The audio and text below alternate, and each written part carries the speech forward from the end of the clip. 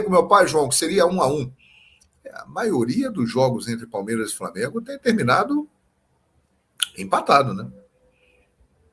1-1. Olha aqui, ó. Claro que foi pênalti.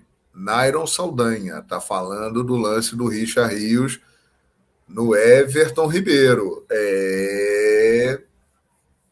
Pois é. É aquela coisa da pressão na arbitragem. Imaginem vocês a arbitragem nesse jogo, como chega, né? Eu também achei que foi pênalti, rapaz. Pênalti, claro, João. Alexandre Macedo. Pois é. Boa noite, João. Vamos que vamos.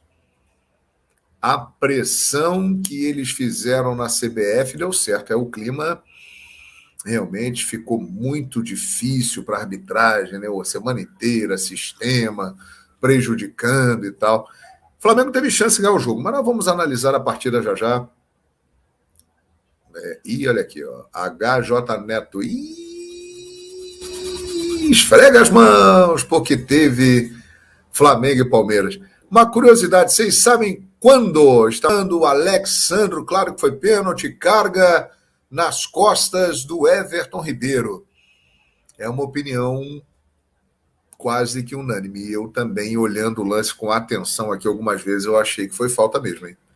O Richard Rios força com o cotovelo, achei que foi pênalti. Agora, o Flamengo teve chance de ganhar o jogo no segundo tempo, desperdiçou oportunidade. Vamos analisar já já a partida para você que está aqui ligado no canal. Fala, João Guilherme, nessa live de pós-jogo. Tivemos outros jogos neste sábado, antes de falarmos aqui. Palmeiras 1, Flamengo 1. Flamengo foi escalado pelo Jorge Sampaoli, preservando alguns titulares. Ele deixou no banco o Arrascaeta, o Everton Ribeiro, o Bruno Henrique, e decidiu colocar uma formação com 2 pontas, Cebolinha de um lado e Luiz Araújo do outro. E essa escolha, ela foi muito importante para o primeiro tempo. O primeiro tempo, o Palmeiras mandou no jogo. E por quê? O Palmeiras encontrou espaços pelas laterais. O Mike parecia que estava num resort. Uma tranquilidade absoluta, chegava para olhar, para cruzar, para fazer o passe. O Piquerez também desceu algumas vezes apoiado ali pelo Dudu. E por que isso aconteceu?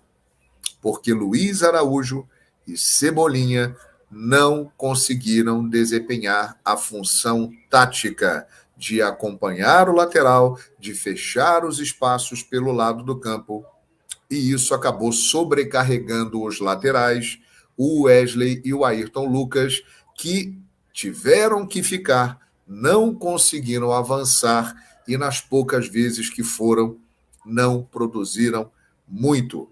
O meio-campo do Flamengo estava aberto, sem criatividade. O Gerson não fez um bom primeiro tempo. O garoto Vitor Hugo, que é muito bom jogador, não esteve bem. O Thiago Maia, sozinho na marcação, não foi bem. E, inclusive, acabou falhando no gol do Dudu, que ele corta errado a bola e sobra para o Dudu fazer. O gol do Palmeiras aconteceu muito em cima de uma falha do Thiago Maia. Flamengo, mesmo assim, no final do primeiro tempo, cresceu, teve oportunidade, uma claríssima com o Cebolinha, né, que definitivamente não emplacou no Flamengo. Ainda não conseguiu jogar no Flamengo o que se espera dele. Teve uma chance muito boa hoje e não aproveitou de novo. Não fez uma boa partida. E perdeu uma chance clara de gol no segundo tempo. O primeiro tempo foi do Palmeiras. O Palmeiras foi melhor. No segundo tempo, o jogo virou. Uma alteração mudou a partida. Everton Ribeiro no lugar de Luiz Araújo. A partir daí, o Flamengo começou a ficar mais com a bola, ele começou a povoar mais o meio-campo com o Gerson e com o Davi Luiz, que se adiantou. O Davi Luiz preencheu muitas vezes esse espaço. O Flamengo empurrou o Palmeiras para trás. O Palmeiras também queria isso, porque queria jogar num contra-ataque, algo que ele gosta muito, e o contra-ataque no segundo tempo foi o que o Palmeiras fez no jogo. Teve pelo menos 2 chances no contra-ataque. E só. O Flamengo controlou o jogo no segundo tempo. Primeiro com a entrada do Everton Ribeiro, corrigindo o posicionamento lá do lado direito, que o Luiz Araújo não conseguiu fazer. Ele conseguiu ocupar melhor aquele espaço, ajudar o Wesley, que teve mais possibilidades de partir e apareceu mais no ataque no segundo tempo. Depois entrou o Arrascaeta. E aí, o que nós falamos desde janeiro de 2019. Ele é um deboche. O Arrascaeta é o jogador mais decisivo do futebol da América do Sul há muitos anos. Ele é o cara que decide a maior quantidade de partidas. Podem pegar os números aí. Quando ele não faz gol, como hoje, ele dá passe para o gol.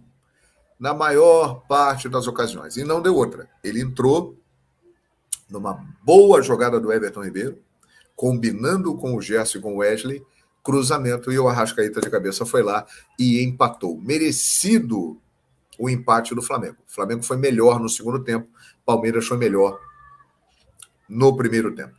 Bruno Henrique entrou, mais uma vez foi bem, não tanto como nos outros jogos, mas levou perigo. Teve uma cabeçada que ele obrigou o Wesley a fazer aí uma grande defesa. Falando em Bruno Henrique, achei que o Pedro no primeiro tempo foi um dos poucos que se salvou no Flamengo. Se movimentou bem, fez bem o pivô, criou oportunidades que uma delas gerou a chance perdida pelo Cebolinha. Achei que o Pedro saiu muito bem no primeiro tempo. Mas no segundo tempo, o Flamengo foi melhor. E eu estou elogiando o Everton Ribeiro, que é um jogador que foi importantíssimo no segundo tempo. O Flamengo melhorou após a entrada dele, sem dúvida. Mas 2 lances, além da jogada do gol que ele dá o passe para o Arrascaeta, foram fundamentais no jogo. O primeiro, pênalti do Richard Rios no Everton Ribeiro. Ele usa o cotovelo, faz a carga e o Everton Ribeiro é deslocado, cai na área, pênalti. No momento eu fiquei em dúvida, depois eu vi o lance algumas vezes e achei que houve o pênalti. A maioria que está participando aqui pode falar para mim se foi pênalti ou não do Richard Rios no Everton Ribeiro. Eu achei que foi pênalti. Ali poderia fazer com que o Flamengo ampliasse. E um outro lance. Meu povo, começando mais uns 60 segundos do Benja. Palmeiras e Flamengo ficaram no 1-1. Agora eu tenho uma pergunta para fazer, eu vou direto e reto. Por que o Palmeiras parou de jogar no segundo tempo? Gostaria de entender. Primeiro tempo, o Palmeiras foi bem demais. Por sinal, foi um jogão, né? Um jogão. Mas o Palmeiras estava aquele Palmeiras que a gente está acostumado a ver, o Palmeiras do Abel Ferreira. No segundo tempo, só deu Flamengo. No primeiro tempo, mandou o Palmeiras no jogo. No segundo tempo, mandou o Flamengo. Quando o Sampaoli colocou o Everton Ribeiro, ele mudou o time do Flamengo. E quando entrou a Arrascaeta, aí mudou de vez, né? São 2 jogadores que, na minha opinião, não podem ser banco de reserva nunca. Nem o Arrascaeta e nem o Everton Ribeiro. Mas só deu o Flamengo. Eu não entendi isso. O time do Palmeiras parou. E a pergunta é, parou por quê? Só uma coisa dentro do que você fala do Everton Ribeiro, eu tô com você. O Jean bate muito na questão física e a entrada do Everton Ribeiro logo de cara no intervalo, eu acho que demorar um pouquinho, também explicita tudo que é a questão física, porque o Cebolinha já não vinha bem no primeiro tempo. Não tinha jogo pro Cebolinha. O Everton entra pro Flamengo, tem alguém girando a bola no meio. Fica uma linha de 3 ali, né? Fica, e aí libera o Wesley no corredor. Gerson, Vitor e o Everton com o Wesley passando para ter alguém nessa interação que não houve. Sim. Como tem a pergunta do Dai ali explicando no início da coletiva. Essa interação começa a existir. O Everton entra, já poderia ter o Arrascaeta ali, por tudo que não existia, e ele segura. Ele vai segurando, não era nem uma questão de 45 minutos, para você ter ideia. Era uma questão de esperar o momento, tentar ali com o Cebolinha alguma coisa, de ter a passagem do lado, a combinação do outro que não teve com o Cebolinha, nem no primeiro, nem nesse início do segundo tempo, e aí só depois ele lança a mão do Arrascaeta. E o curioso é que no fim, assim, mais na reta final, não lembro agora qual minuto que foi, lá pelos quase 30, né, que o Arthur sente e o Abel coloca o Murilo. E coloca o Murilo porque o Flamengo começou a explorar muitos lados do campo, apesar de ter jogadores mais centrais.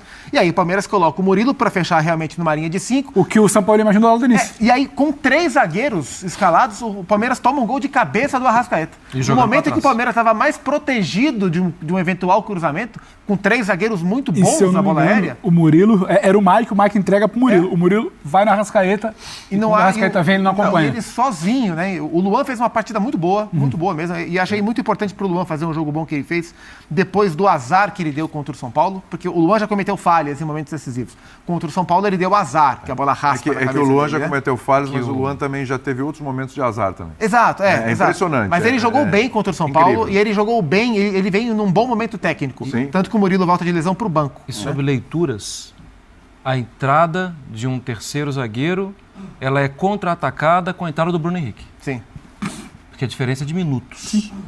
E poucos. Ele tira o Vitor Hugo e bota o Bruno Henrique. E bota o Bruno Henrique. E é engraçado que o Bruno Henrique, ele até falou, né, que ele vê no último jogo, ele falou, eu vejo o Bruno Henrique jogando melhor com mais espaço, e por isso, né, acho que as escolhas dele, por mais que a gente saiba que ele gosta muito do Bruno Henrique, talvez ele vá usar o Bruno Henrique em momentos em que ele acredita que o Flamengo vai ter esse espaço, vai ter campo para que ele corra, porque o Bruno Henrique não é o cara de romper a linha com a linha do adversário baixa, muito fechada. Sim. E tudo mais. Então, é um jogador que, em geral, entra para esse espaço. Nesse caso, acho que ele entrou também porque ele sabia que, primeiro, que o Palmeiras, em algum momento, estava tentando fazer esse trabalho, estava tentando deixar, estava tentando atacar também e eventualmente poderia deixar as costas ali, como fez depois, quando o jogo já estava novamente empatado, né? Quando Sim. o Flamengo empata, e porque é um jogador tecnicamente muito capaz.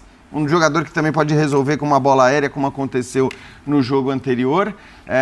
Então, assim, eu acho que o torcedor às vezes precisa entender também que você ter um jogador que de repente não está no seu auge físico, isso se aplica ao Arrascaeta ainda, isso se aplica muito ao Bruno Henrique ainda. Outro dia, né? De repente é melhor você contar com esses jogadores no momento em que o adversário já não vai estar mais no seu auge físico. Então, quando o Zupac fala, o Mike passou a marcar o Arrascaeta ali em cima, passou a ser uma função do Mike a marcação em cima do Arrascaeta. Óbvio que é melhor você sofrer essa marcação do Mike no segundo tempo, a partir dos 20 minutos, do que você sofrer no primeiro tempo, do que você sofrer com o Mike zerado fisicamente. E a gente viu o Mike voando fisicamente no jogo. Então, eu acho que o Lucas sofreu muito com ele, né, no lado dele. Muito. E o Ayrton Lucas não é um jogador que não tenha gás, que não tenha fôlego, ele sofreu demais. Então, acho que isso também pode fazer parte de uma estratégia. Você dizer, bom, cara, olha os caras que eu tenho no banco. Bruno Henrique, o Arrascaeta, o Everton Ribeiro. A hora que eu coloco esses 3 caras, ele nem fez isso de colocar os 3 juntos, mas a hora que você coloca... Primeiro você já gera um pânico no adversário. Sim. Seja qual for o adversário. O cara olha ali pra beira do campo, vê esses 3 ali prontos no aquecimento, pra entrar, você fala, nossa, e agora? Imagina o Mike que tava correndo que nem um louco até ali. Isso é um ponto importante, porque é uma coisa que vem sendo discutida já há algum tempo, nos últimos jogos, mas ainda esse ano, que é, assim, a diferença dos bancos. Porque ninguém discute o 11 do Palmeiras, é sensacional. Sensacional. Só que o Palmeiras já teve dificuldades, inclusive essa semana contra o São Paulo, aí é uma tacada só, né? Rony, Arthur, Zé Rafael. Né? Então foi isso, nação. Não se esqueça de se inscrever aqui no canal e deixar seu like para nos ajudar. Compartilhe também o conteúdo para outras pessoas, amigos, familiares. E deixe aqui no comentário o que você achou sobre esse vídeo.